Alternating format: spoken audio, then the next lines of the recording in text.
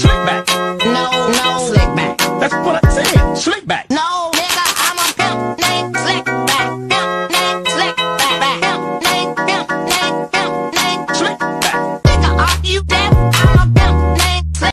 Hai, shalom bagi kita semua. Jawab bertobat ya. Sebelum kami memaparkan materi kami dari kelompok 1, izinkan kami memperkenalkan diri kami masing-masing. Saya Tina Marpau. Saya sendiri Nur Tarigolan. Saya Tiga Simanjuntak. Saya Desmita Sembungan. Adapun materi yang kami sampaikan, ada materi-materi yang menarik yang akan kami paparkan di dalam video kami ini. Yang pertama, dimensi kurikulum. Yang kedua yaitu fungsi kurikulum. Yang ketiga yaitu peranan kurikulum. Yang keempat yaitu komponen kurikulum. Berikut penjelasan materi kami dari kelompok 1.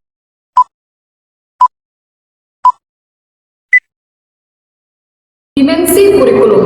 Pengertian kurikulum yang sudah saya jelaskan sebelumnya itu senantiasa terus berkembang sejalan dengan perkembangan teori praktik pendidikan.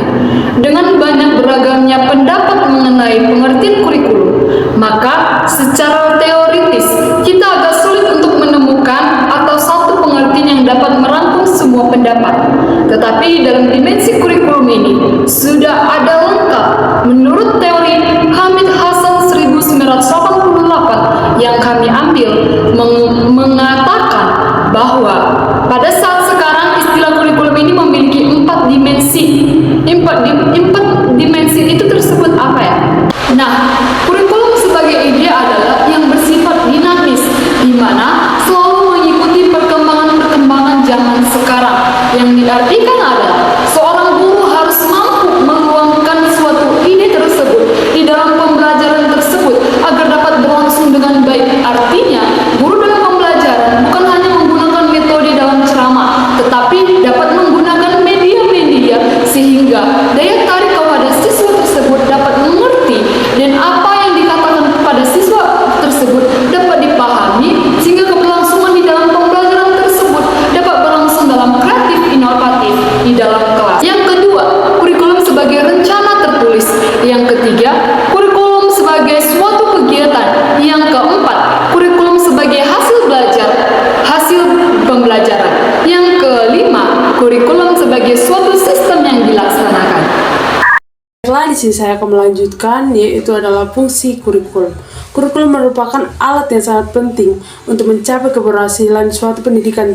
Tanpa kurikulum yang sesuai, akan sulit untuk mencapai tujuan dan sasaran pendidikan yang diinginkan. Menurut William Scott, pada tahun 2002, menjelaskan bahwa fungsi dan peran kurikulum sekolah harus mencapai nilai-nilai abadi dan bantuan peserta didik untuk menjadi warga yang bertanggung jawab dan peduli, mampu memberikan kontribusi bagi masyarakat yang adil. Yang kedua yaitu adalah fungsi kurikulum juga harus dapat membantu siswa untuk mengembangkan kesadaran dan pemahaman untuk menghormati lingkungan di mana mereka tinggal dan membangun komitmen untuk keterlibatan secara nyata dalam pembangunan berkelanjutan di lingkungan pribadi, nasional, dan tingkat global. Di sini saya akan menjelaskan fungsi kurikulum bagi guru. Pendapat lain yang dikemukakan oleh Apple and Jack pada tahun 1990 menjelaskan bahwa fungsi dan peran kurikulum adalah membimbing guru dalam pengalaman yang dapat memungkinkan guru untuk membangun pengetahuan tentang pengajaran dan yang akan memungkinkan guru untuk menerapkan reformasi terhadap praktik pembelajaran serta mendorong guru untuk memodifikasi kurikulum untuk memenuhi kebutuhan siswa dan keadaan guru sendiri. Kedua pendapat di atas memberikan gambaran bahwa fungsi kurikulum adalah sebagai pedoman dan melaksanakan proses pembelajaran. Yang kedua yaitu adalah fungsi kurikulum bagi kepala sekolah dan pengawas. Bagi kepala sekolah dan pengawas, kurikulum berfungsi untuk pedoman dan melaksanakan supervise dan pengawasan. Ada 6 fungsi yaitu adalah fungsi penyesuaian, fungsi integrasi, fungsi diferensiasi, fungsi persiapan, dan fungsi pemilihan, dan juga fungsi diagnostik. Nah baik, di sini saya akan menjelaskan tentang peranan kurikulum sebagai komponen pendidikan. Ada 3 komponen, yaitu yang pertama konservatif, di mana peranan ini lebih menekankan bahwa kurikulum menjadi sarana untuk mentransmisikan dan menafsirkan nilai-nilai budaya kepada peserta didik. Nah, nilai-nilai budaya dapat menjadi gambaran bagi peserta didik untuk mengetahui tindakan-tindakan yang diterima atau diperbolehkan dan tindakan-tindakan yang ditolak atau ditransmisikan. Nilai-nilai budaya tersebut dapat dilakukan dengan cara menginput nilai-nilai budaya ke dalam kurikulum pendidikan. Mengingat pentingnya pendidikan dalam mencetak generasi penerus yang berkompeten mencapai tujuan pendidikan dan sesuai dengan tuntunan masyarakat. Nah, yang kedua itu yaitu peranan kreatif. Peranan kreatif lebih menekankan bahwa kurikulum mengembangkan sesuatu yang terkini sesuai perkembangan zaman dan kebutuhan masyarakat untuk saat ini maupun di masa depan. Pendidikan yang hakikatnya tidak hanya digunakan untuk saat ini tetapi juga untuk masa depan. Nah, dengan demikian tidak dapat dipungkiri bahwa kurikulum dalam pendidikan harus senantiasa kreatif dan inovatif agar peserta didik mampu menghadapi perkembangan zaman baik untuk saat ini maupun di masa depan. Nah, yang ketiga yaitu peranan kritis dan evaluatif, di mana peranan ini dilatar belakangi oleh perubahan dalam nilai-nilai budaya dalam kehidupan bermasyarakat. Sehingga dalam transmisi nilai-nilai budaya perlu memperhatikan perubahan-perubahan yang ada. Pewarisan nilai-nilai budaya mengalami perubahan untuk menyesuaikan dengan kondisi saat ini juga kian berkembang. Nah, kondisi saat ini dan yang akan datang tentunya memiliki kondisi yang berbeda sesuai kebutuhan pada masanya.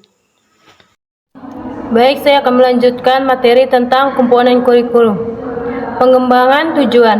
A. Tujuan pendidikan nasional atau TPN adalah merupakan sasaran akhir yang harus dijadikan pedoman oleh setiap usaha pendidikan, artinya setiap lembaga dari penyelenggara pendidikan harus dapat membentuk manusia sesuai dengan rumusan itu, baik pendidikan yang diselenggarakan oleh lembaga pendidikan formal maupun non-formal. Yang selanjutnya B. Tujuan institusional. Tujuan yang harus dicapai oleh setiap lembaga pendidikan. Dengan kata lain, tujuan ini dapat didefinisikan sebagai kualifikasi yang harus dimiliki oleh setiap siswa setelah mereka semua menempuh atau dapat menyelesaikan program di suatu lembaga pendidikan tertentu. Baik, selanjutnya saya akan melanjutkannya, yaitu C. Tujuan kurikuler. Tujuan kurikuler adalah tujuan yang harus dicapai oleh setiap bidang studi atau mata pelajaran. Tujuan kurikuler dapat didefinisikan sebagai kualifikasi yang harus dimiliki anak didik serta mereka yang menyelesaikan suatu bidang studi tertentu dalam suatu lembaga pendidikan. Tujuan kurikuler juga pada dasarnya merupakan tujuan untuk mencapai tujuan lembaga pendidikan. Dengan demikian, setiap tujuan kurikulum yang dapat mendukung dan diserahkan untuk mencapai tujuan institusional.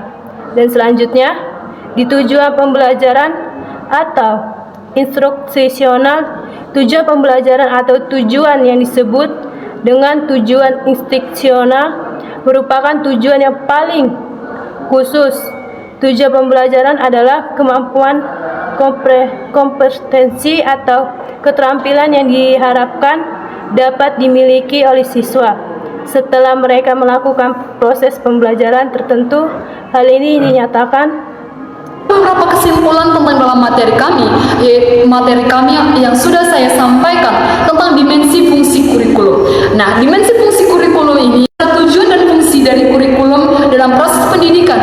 Nah, fungsi utamanya kurikulum ini adalah sebagai paduan untuk proses pembelajaran serta sebagai alat untuk mencapai dalam suatu pendidikan. Di dalam dimensi ini, kurikulum sebagai rencana yang mengatur apa yang harus diajarkan dan bagaimana yang diajarkan dan apa hasilnya di dalam proses dalam pembelajaran tersebut. Kedua, yaitu peranan kurikulum. Peranan kurikulum ini sangat penting dalam membentuk pola pikir, keterampilan, dan nilai-nilai siswa. Dan ini juga berfungsi untuk dalam mengembangkan kualitas sumber nilai-nilai budaya, politik, sosial, ekonomi. Komponen kurikulum meliputi 3. Yang pertama yaitu mata pelajaran, yang kedua konten atau metode, yang ketiga adalah penilaian. Nah, suatu apa yang diajarkan dalam kurikulum ini mencakup topik atau konsep apa yang harus diajarkan kepada siswa tersebut. Yang kedua metode. Metode seperti apa yang kita ajarkan di dalam proses pembelajaran tersebut yang dapat menyesuaikan apa yang mereka butuhkan sehingga mereka akan mengerti dalam pembelajaran tersebut. Yang ketiga penilaian. Penilaian atau evaluasi, seorang guru harus mampu menilai siswa mereka atau mengerti dalam proses pembelajaran tersebut atau tidak dengan menggunakan beberapa tes atau menggunakan beberapa penilaian secara individu. Sekian dari pemaparan kami dari kelompok 1. Mohon maaf jika ada kesalahan dalam penyampaian materi kami. Kami berharap dari kelompok 1 apa yang kami sampaikan dan apa yang kami paparkan tentang kurikulum dapat berguna untuk masyarakat dan juga bagi peserta didik di zaman sekarang. Thank you. Terima kasih.